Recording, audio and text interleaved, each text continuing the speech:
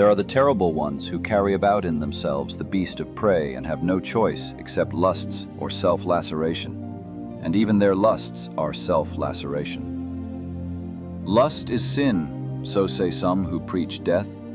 Let us go apart and beget no children. Giving birth is troublesome, say others. Why still give birth? One beareth only the unfortunate. And they also are preachers of death. If ye believed more in life, then would ye devote yourselves less to the momentary.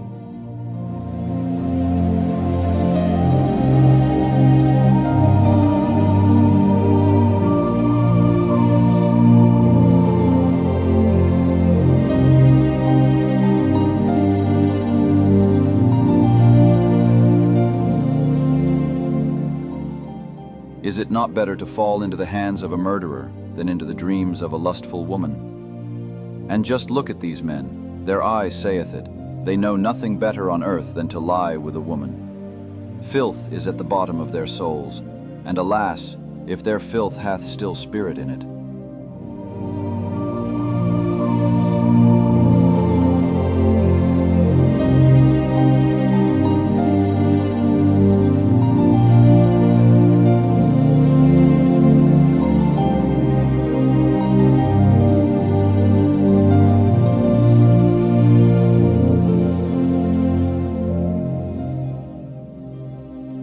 In the world, even the best things are worthless without those who represent them.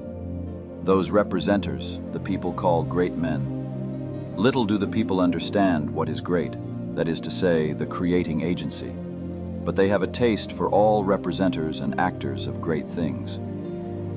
But wherever I found living things, there heard I also the language of obedience. All living things are obeying things. And this heard I secondly. Whatever cannot obey itself is commanded. Such is the nature of living things.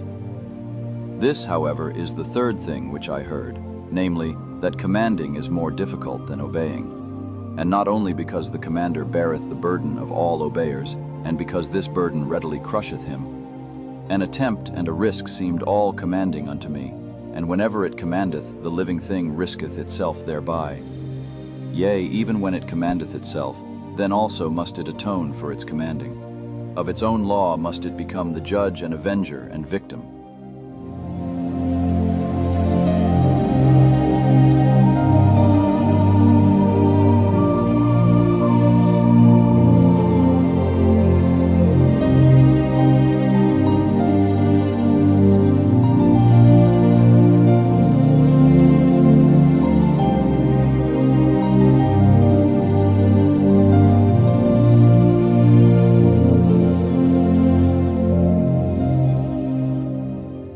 I am coming to realize that true solitude does not simply come from being alone, but being completely present, without any external desires, distraction, mental fatigue, physical pain, rush of dopamine, insecurities, fear, etc.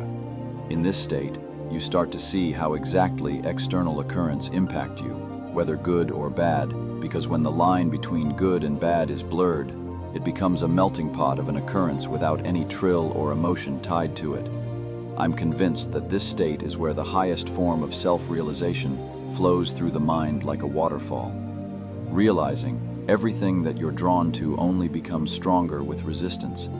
From this vantage point, what you want to become and what you're drawn to are no longer in conflict but becomes in harmony with each other. What you strive to become is no longer a goal that have hurdles that requires resistance to pass through. It becomes simply something that has to be done and is done with full conviction. Hatred, envy, pettiness, inflated ego, and unfulfilledness are shown in a spotlight, not with anger, impatience, or disgust, but just as a product of environment and roots of your fear of your own weakness. It seems also comedic how all you have to do is let go.